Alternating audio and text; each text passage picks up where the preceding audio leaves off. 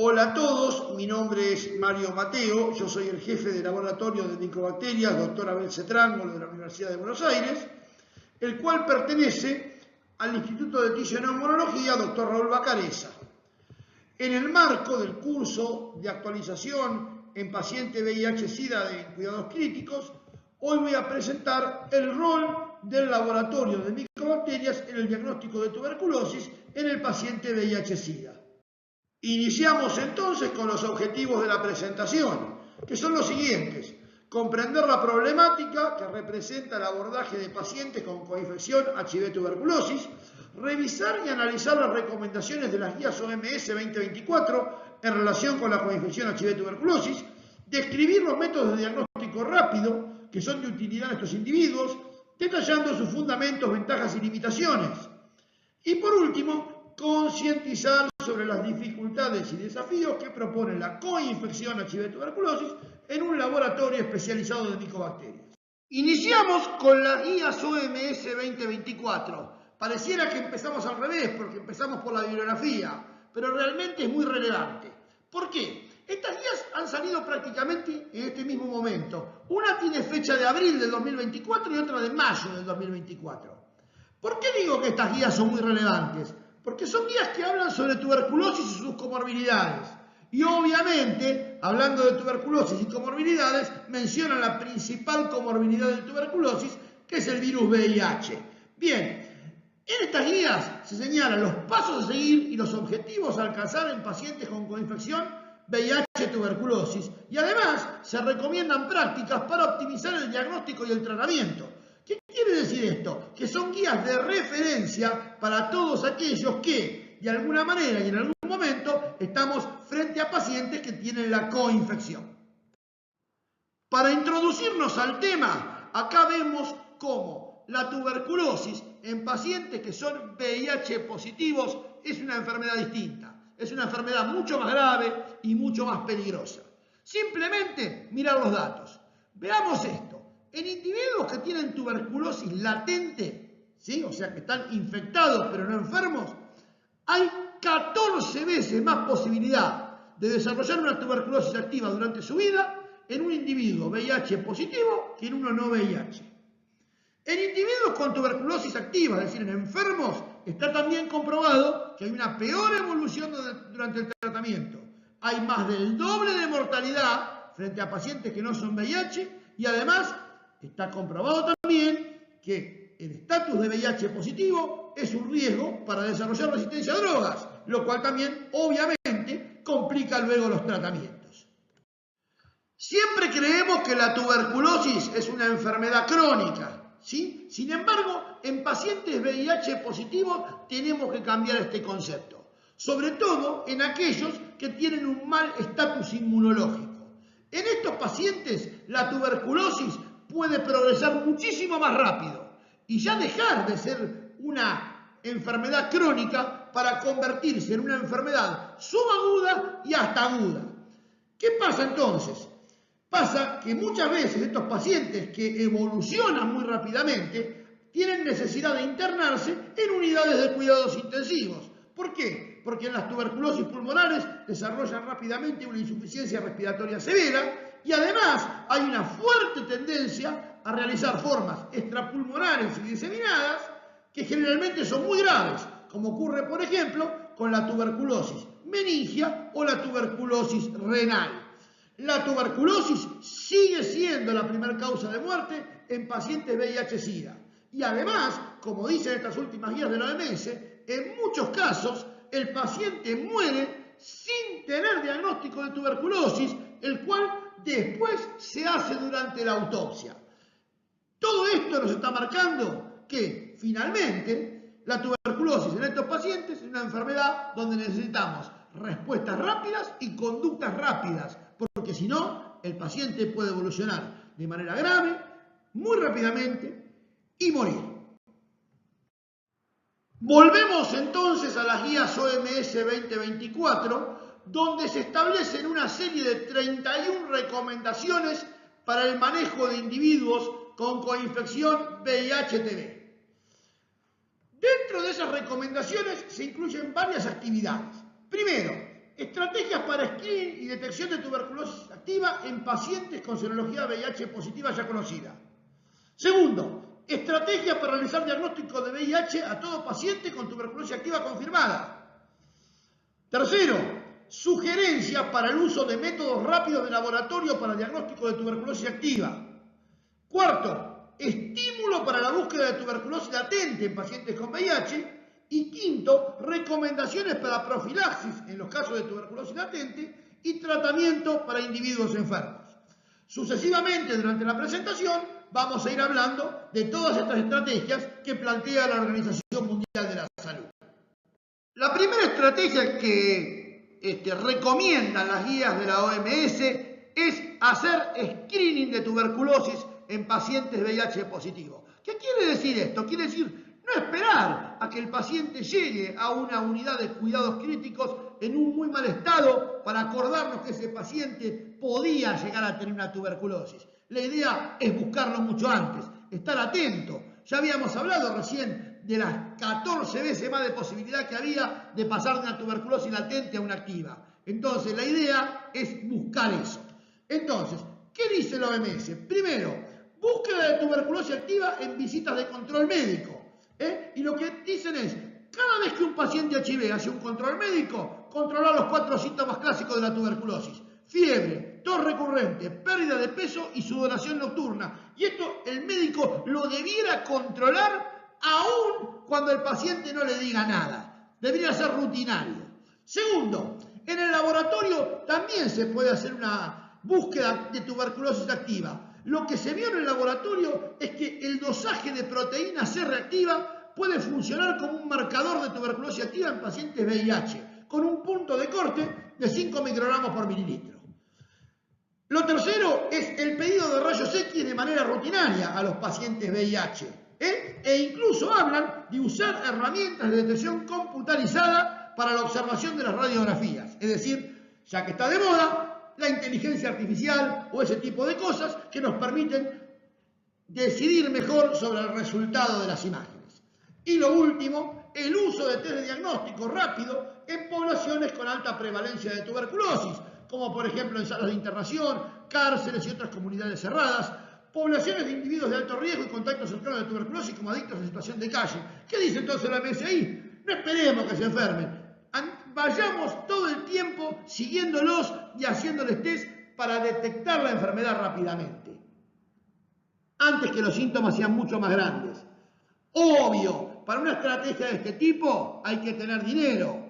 ¿Por qué? Porque acá hablan de hacer rayos permanentemente, de hacer pruebas de laboratorio permanente, de hacer test de diagnóstico rápido permanentemente.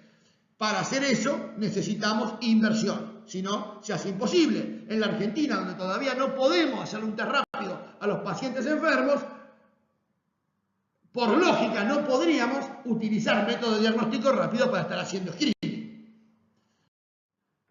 Yendo ya al laboratorio de micobacterias, nosotros tenemos que plantear cómo hacemos un diagnóstico rápido en un paciente VIH positivo. Más aún si ese paciente VIH positivo se encuentra en una unidad de cuidados críticos y requiere una respuesta rápida del médico. Bien, nuestra arma para hacer diagnósticos rápidos siempre fue la vaciloscopía. Pero claro, esta técnica tiene algunos inconvenientes. ¿Qué pasa en las muestras pulmonares? En las muestras pulmonares la vaciloscopía presenta una baja importante de la sensibilidad. ¿Por qué? Porque no hay formas cavitadas altamente bacilíferas, la diseminación es rápida, principalmente en aquellos pacientes que tienen cantidades de linfocitos TCD4 bajas, ¿sí? Y entonces, obviamente, como explicábamos recién, baja la sensibilidad del método. Igual tiene algunas ventajas, es de costo bajo, sirve para el posterior seguimiento y junto a una prueba molecular pueden formar un par que puede predecir la infección por Mycobacteria no tuberculosa, que es lo que ocurre cuando la vaciloscopía da positiva y la prueba molecular simultánea da negativa.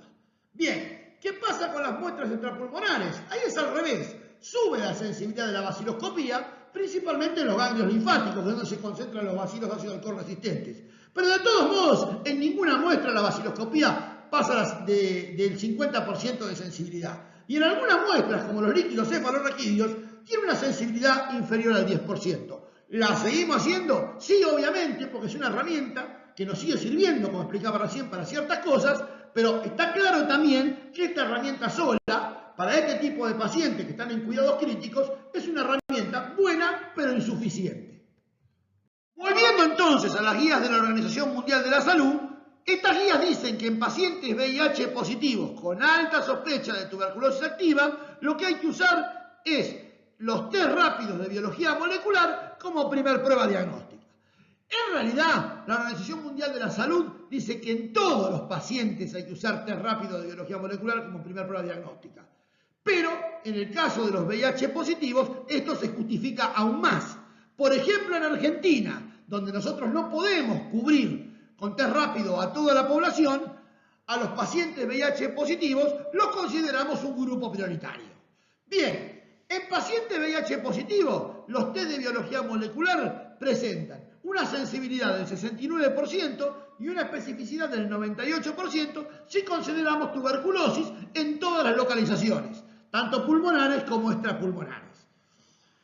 Dentro de los métodos que se usan para hacer test rápidos, los más frecuentes son los que hacen diagnóstico basado en una PCR en tiempo real. Y dentro de estos métodos está el GeneXpert Ultra, que sirve para hacer diagnóstico en muestras pulmonares y extrapulmonares. Si miramos el GeneXpert Ultra en pacientes VIH positivos para muestras respiratorias, o sea, para tuberculosis pulmonar, tiene una sensibilidad del 88% y una especificidad del 95%.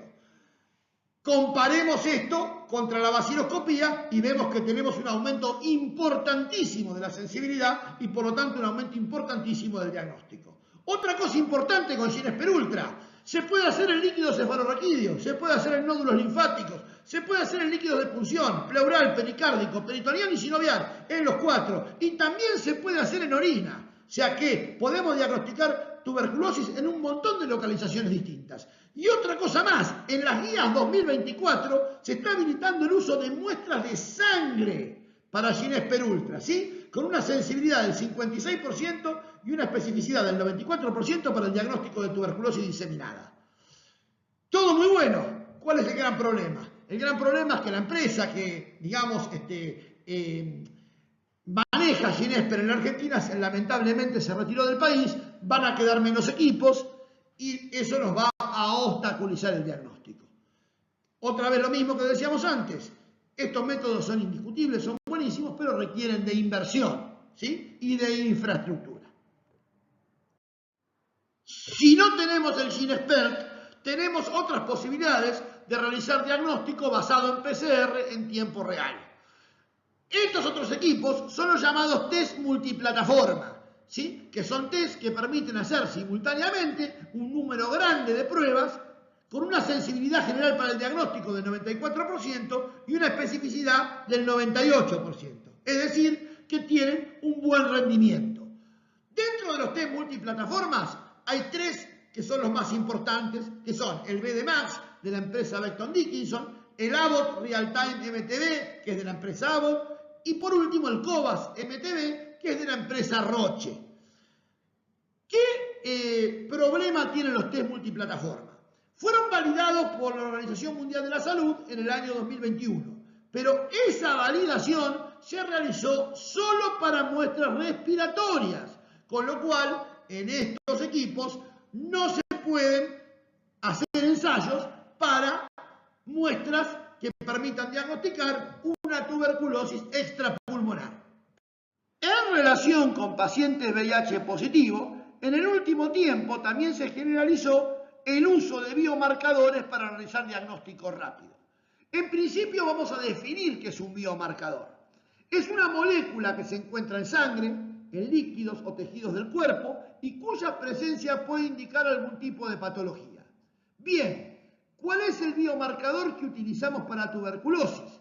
Es el lipoaraminomanano, también conocido con las iniciales LAM, que es una molécula de la pared de Mycobacterium tuberculosis que puede ser detectado en orina.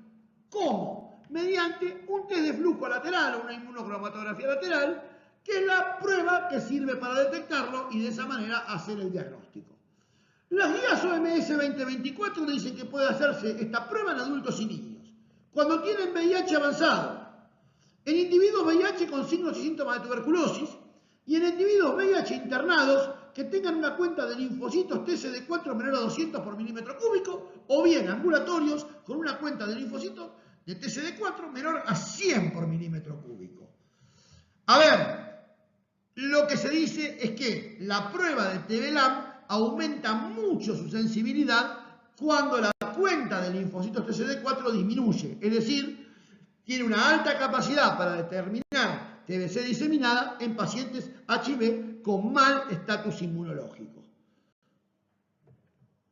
La Organización Mundial de la Salud también hace recomendaciones para diagnóstico de tuberculosis latente en pacientes VIH positivos, principalmente en aquellos individuos VIH con alto riesgo de desarrollar tuberculosis activa, como por ejemplo un individuo VIH que tiene un contacto conviviente con tuberculosis o que está en una cárcel. Entonces, en esos casos, la OMS plantea hacer un diagnóstico de tuberculosis latente que nos permita tomar una conducta antes de que llegue la enfermedad.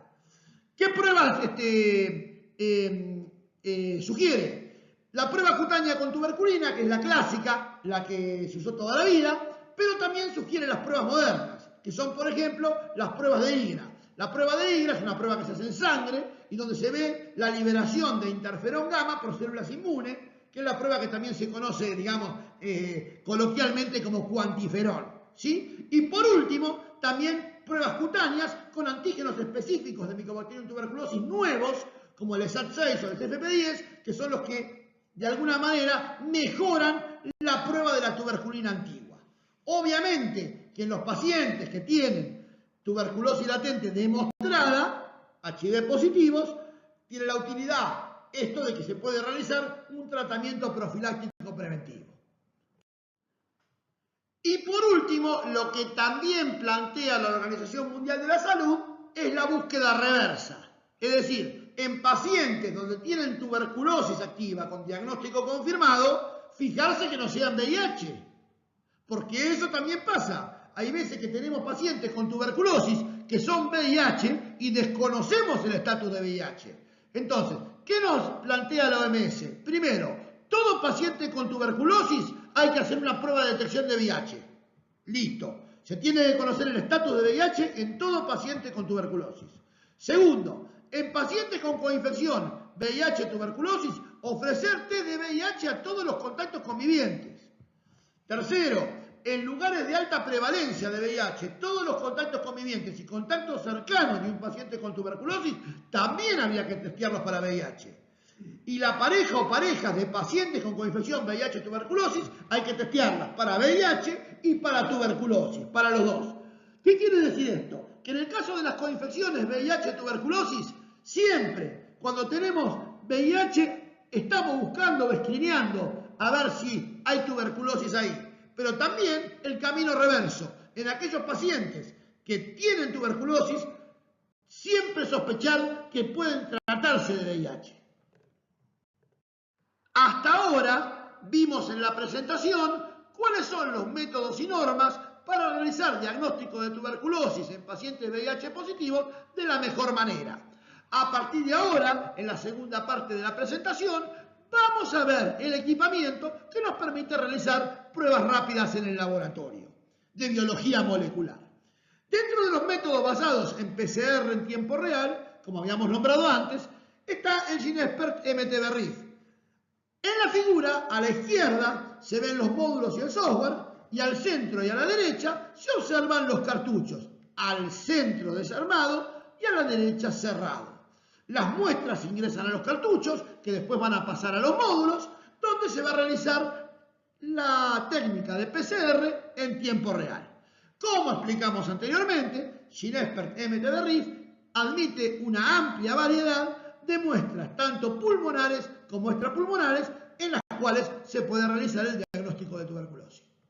¿Cuáles son las características de GeneXpert MTBRIF? Primero, es una prueba diagnóstica integrada y semicuantitativa. ¿Por qué semicuantitativa? Porque permite semicuantificar la cantidad de ADN de Mycobacterium tuberculosis que hay en la muestra.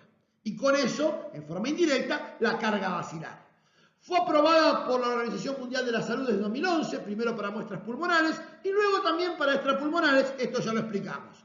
Sirve para diagnóstico de tuberculosis y también prueba la resistencia a rifampicina, dato no menor en pacientes VIH positivos, donde sabemos que hay riesgo de resistencia y necesitamos rápidamente la prueba de sensibilidad.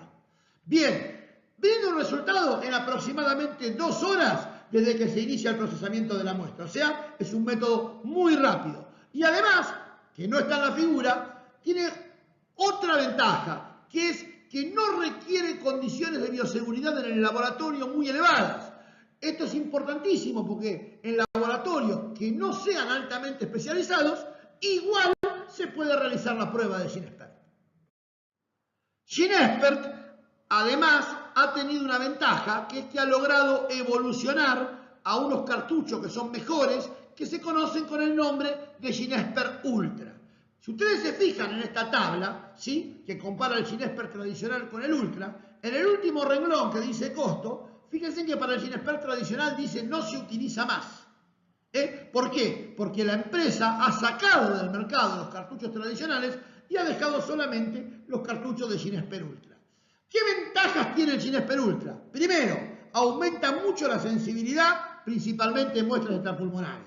Si ustedes ven el límite de detección en la tabla, para GeneXpert tradicional eran 114 unidades formadoras de colonia por mililitro y para el Ultra baja 16. Eso quiere decir que la sensibilidad es mucho mayor.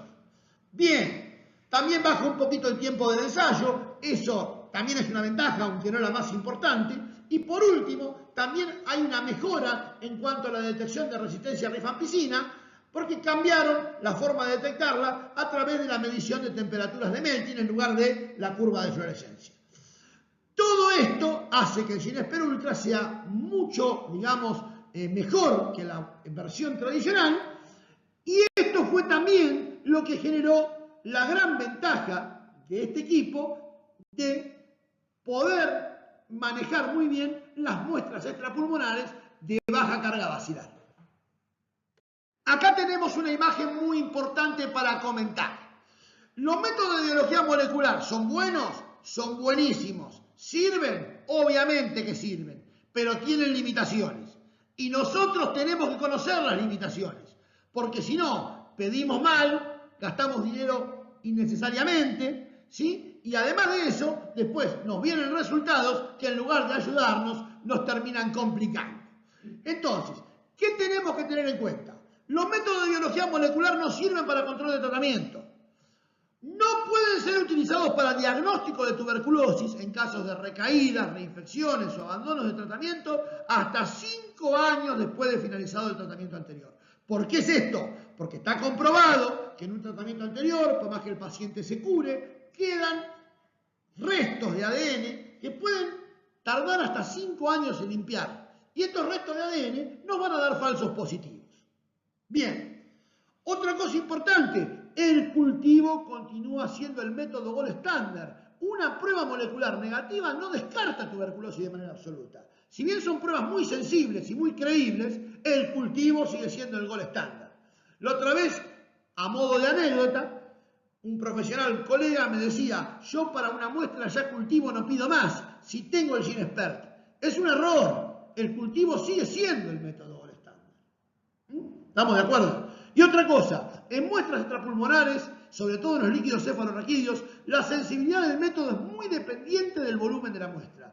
Es importante eso, es importante que las muestras sean buenas, tanto en calidad como en cantidad, porque está demostrado que, por ejemplo, en los líquidos de punción, la centrifugación anterior al ingreso de la muestra al cartucho mejora la sensibilidad también.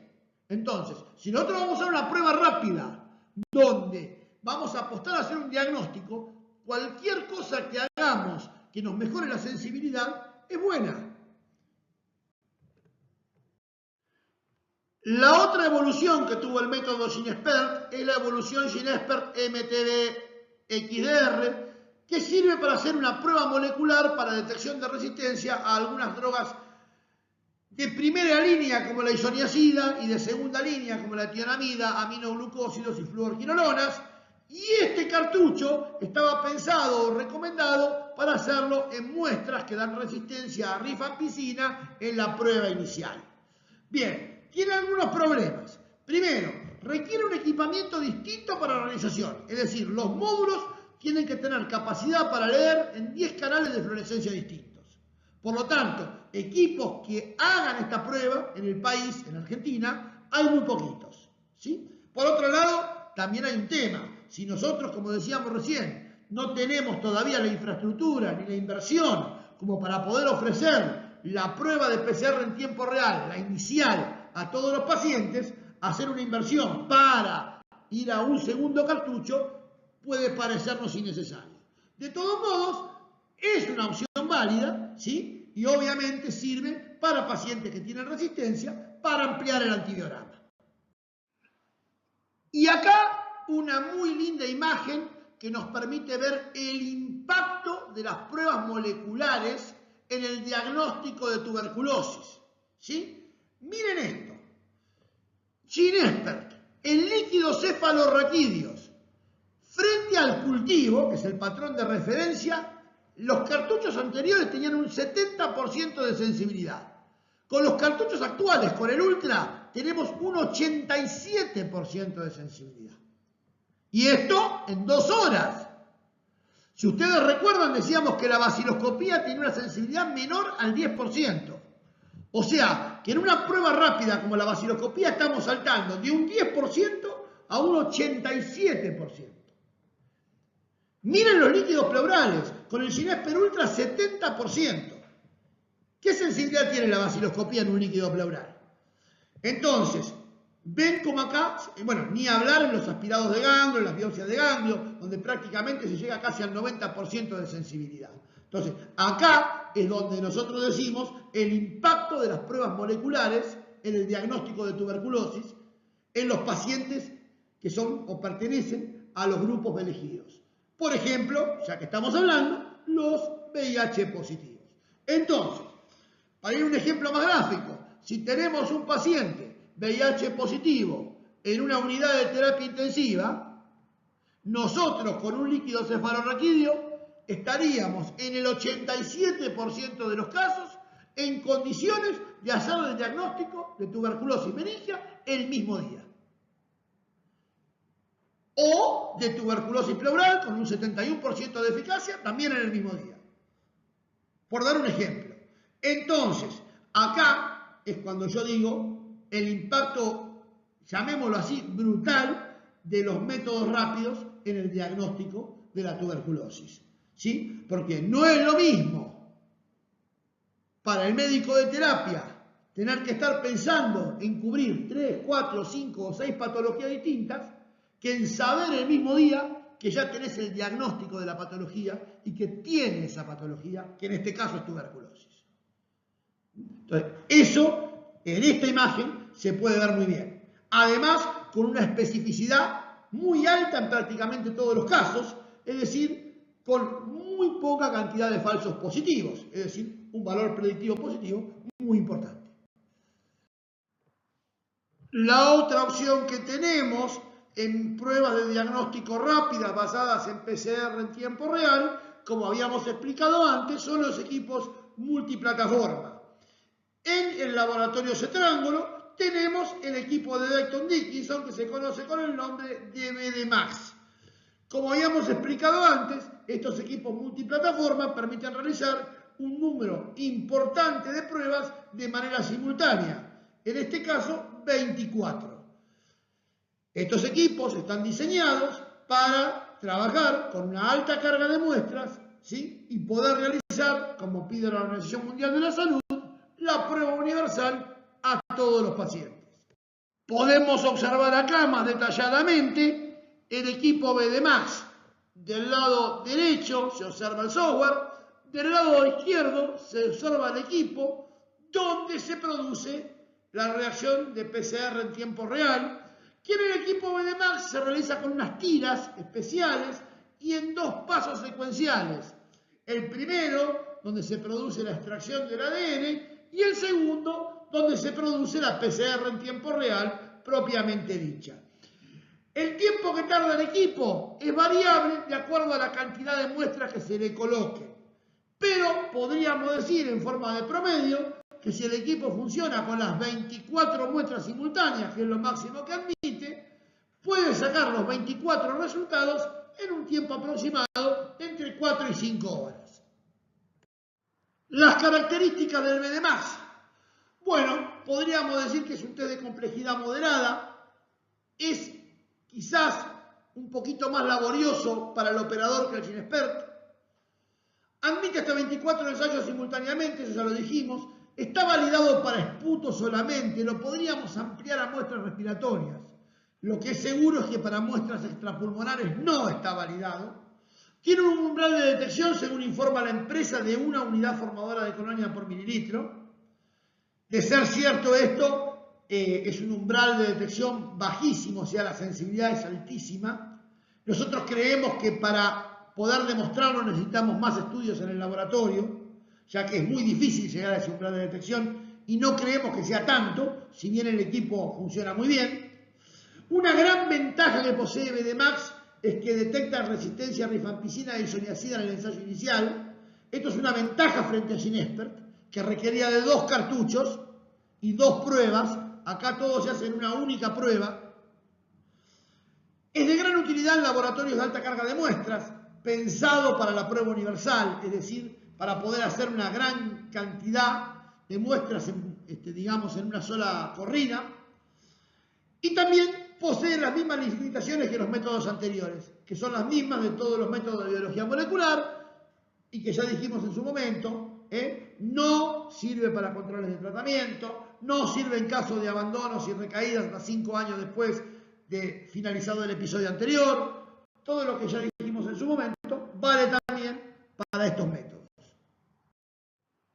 En relación con el estudio de precisión diagnóstica, nos dice que BD+ es un método bueno, ¿sí? Acá hay un análisis multicéntrico con 29 estudios, donde se incorporaron al estudio 13.852 muestras pulmonares de diferentes lugares del mundo, y ahí vemos que para detección del complejo Mycobacterium tuberculosis tiene una sensibilidad del 93% y una especificidad de casi el 98%.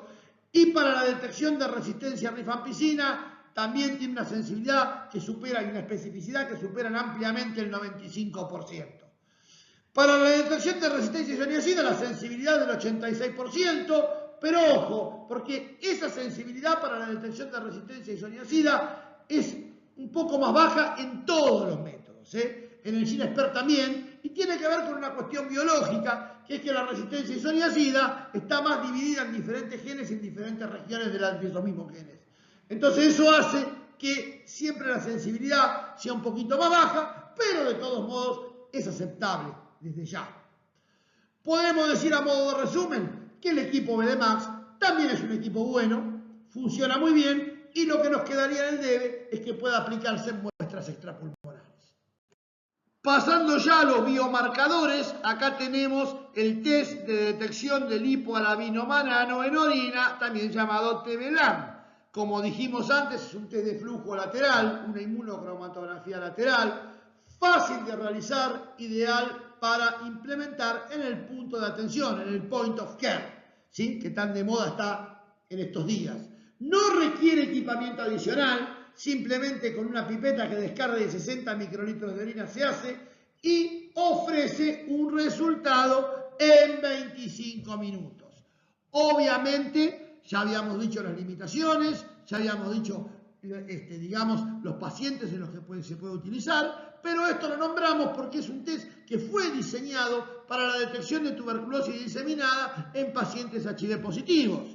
Y donde, como habíamos dicho antes, en líneas generales, sube mucho la sensibilidad del test cuando baja el número o la cuenta de linfocitos TCD4.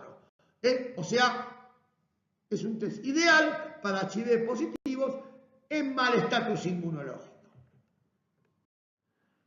Nuevamente se puede ver la tira reactiva para hacer el test de flujo lateral del lipoalabinomanano en orina. Nuevamente repasamos, el lipoalabinomanano es un componente de la pared de Mycobacterium tuberculosis, pero también también tenemos que tener en cuenta que es un componente de la pared de todas las micobacterias e incluso de los actinomicetales.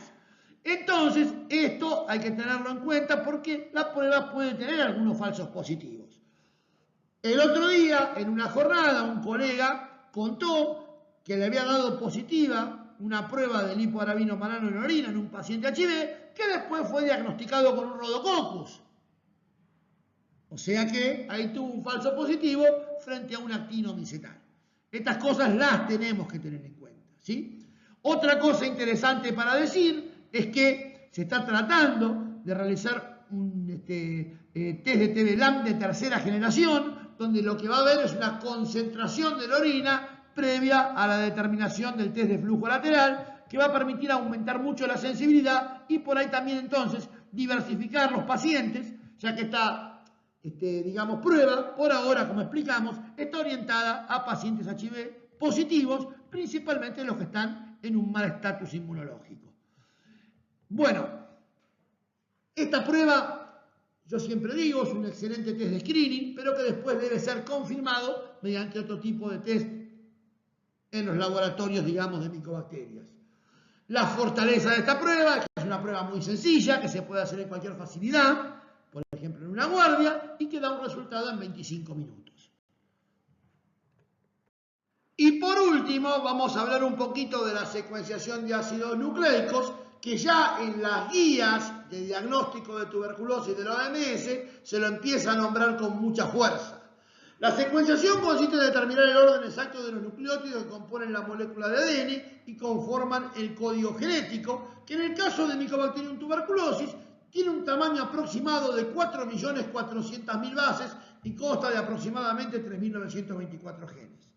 Una cosa interesante a tener en cuenta es que todas las cepas de Mycobacterium tuberculosis tienen un genoma muy parecido, pero no exactamente igual, ¿sí? Eso es importante.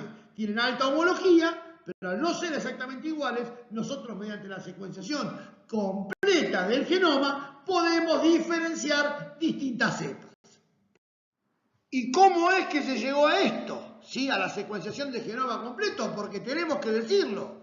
En algunos países del mundo ya se secuencian todas las cepas de Mycobacterium tuberculosis. Y cuando digo todas, es todas. ¿Está? En la Argentina, obviamente, estamos muy lejos de esto, pero lo que sí es que ya tenemos un servicio de secuenciación en el laboratorio de referencia.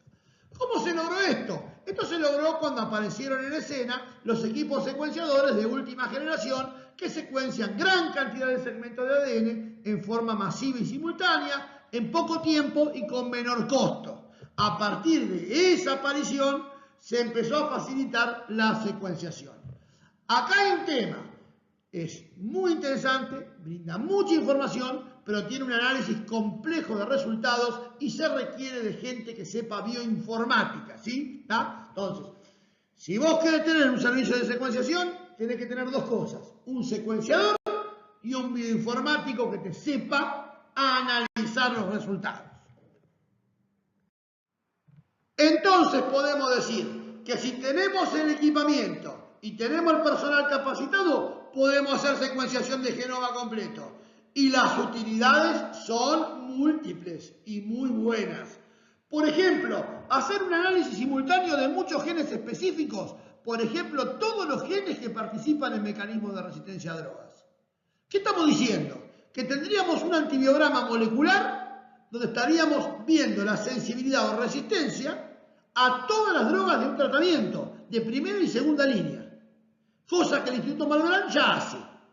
Otra cosa, tipificación molecular más precisa que permite el análisis comparativo de cepas, con lo cual podemos describir brotes intrahospitalarios. Si recordamos en el Hospital Muñiz, en la época en la que comenzó el HIV y tuvimos el famoso brote de tuberculosis con la cepa M. Si hubiésemos tenido secuenciación de genoma completo en aquel momento, hubiésemos descubierto rápidamente el brote y hubiésemos tipificado rápidamente cuáles eran las cepas de ese brote. Nos permite diferenciar entre recaídas y reinfecciones, caracterizar cepas endémicas de una región geográfica. Hoy por hoy sabemos acá en la Argentina que hay cepas del Perú que están circulando en nuestro país, que antes no estaban. estudios de evolución genética, estudios de vigilancia epidemiológica, por ejemplo, la aparición de alguna cepa con resistencias, aparición y diseminación de alguna cepa con resistencias específicas. O sea, la secuenciación tiene muchas utilidades, pero obviamente para eso tenemos que tener, como dijimos al principio, la infraestructura, el equipamiento y el personal capacitado, que solamente lo tienen, hoy por hoy, los centros de referencia. Se puede ver entonces un antibiograma molecular realizado a partir de una secuenciación de genoma completo. ¿Qué se ve en este informe, que es uno de los informes que habitualmente nos brinda el laboratorio de referencia? Se ve cuáles son las mutaciones que hay en una determinada cepa y qué relación tienen esas mutaciones con la resistencia. Entonces, si ustedes observan, ahí vemos 1, 2, 3, 4, 5, 6, 7, 8, 9 drogas. Y para 9 drogas nos está informando si esas drogas son sensibles o resistentes simultáneamente. Esto a modo de ejemplo. Por ahora, la secuenciación del genoma completo se hace a partir de aislamiento, o sea que hay que hacer un cultivo previo. Eso hace que el tiempo del procedimiento sea en total aproximadamente un mes. Se está buscando la forma de ver si se puede secuenciar directamente desde la muestra para ganar más tiempo y poder tener este resultado aún en menos días. Llegamos entonces a las conclusiones y decimos entonces que la coinfección VIH-tuberculosis representa un desafío para el personal de salud debido a la evolución rápida y grave de la patología, el riesgo de adquirir resistencia a drogas y el aumento de la mortalidad. ¿Quiénes daban la respuesta? El personal del laboratorio, haciendo diagnósticos rápidos, y los médicos, tomando conductas rápidas y haciendo tratamientos efectivos. Segundo, es fundamental para el laboratorio realizar diagnósticos rápidos de tuberculosis en pacientes con coinfección, HIV-tuberculosis, así como también prueba de sensibilidad. Hoy por hoy, por suerte, el laboratorio tiene las herramientas para poder hacerlo, como explicamos anteriormente. Tercero, es muy importante que haya equipamiento e insumos disponibles para cumplir con la meta anterior. Dijimos recién, hay herramientas, siempre y cuando se invierta, si no, es imposible. Bien, cuarto, es relevante la capacitación para que los profesionales tratantes conozcan el fundamento de los métodos y sus limitaciones para poder utilizarlos de forma racional. Se observa en la práctica diaria cómo se piden pruebas rápidas de moleculares para control de tratamiento, lo cual está mal. Se ve en la práctica diaria que mandan muestras con volúmenes absolutamente pequeños, lo cual es imposible de manejar. Entonces, ¿eso que genera? Pérdida de tiempo, pérdida de insumo, pérdida de dinero y resultados que después muchas veces no ayudan a tomar la mejor de las conductas. Para que eso no pase, capacitar es fundamental. Bien, y por último, se necesitan políticas sociales que contemplen asistencia, seguimiento y apoyo a pacientes vulnerables con infección, VIH, tuberculosis, que logren complementar las mejoras diagnósticas y de tratamiento. Porque eso también se ve en la práctica diaria. Muchas veces se hacen los diagnósticos, se toman las buenas conductas y después finalmente el paciente desaparece, se da la alta voluntaria, abandona el tratamiento y hasta a veces lamentablemente termina falleciendo. Entonces, otra vez lo mismo, podemos tener los mejores métodos diagnósticos, podemos tener los mejores tratamientos, podemos tener los mejores profesionales médicos, pero si no tenemos algo que apoye al paciente durante su enfermedad, todo esto va a ser inútil. Acá les dejo entonces la bibliografía, que básicamente consiste en las guías de la Organización Mundial de la Salud, donde se evalúan y donde se recomiendan los procedimientos que yo intenté explicarles de la mejor manera posible durante esta presentación. Y para finalizar, me tomo un momentito, primero para agradecerle a todos los que escucharon esta presentación. Espero que les haya sido de utilidad.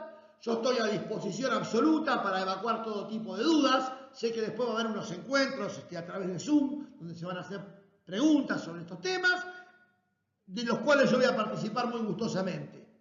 Y también me tomo un mínimo tiempo para agradecerle a la unidad de cuidados intensivos del Hospital Muñiz, que siempre confía en mí, ¿sí?, para este tipo de charlas. Trato de responderles de la mejor manera posible. Así que a la doctora Alejandra Rodríguez y a la doctora Piovano, que son quienes se han contactado para que yo pueda ser partícipe de este curso, les mando un agradecimiento grande.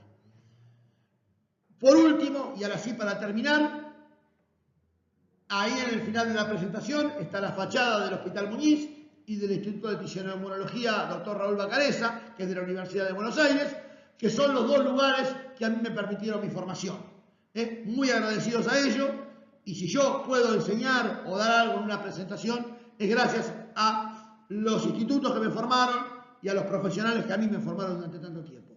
Así que un agradecimiento grande para ellos también. Saludos a todos y nos estamos viendo en poco tiempo.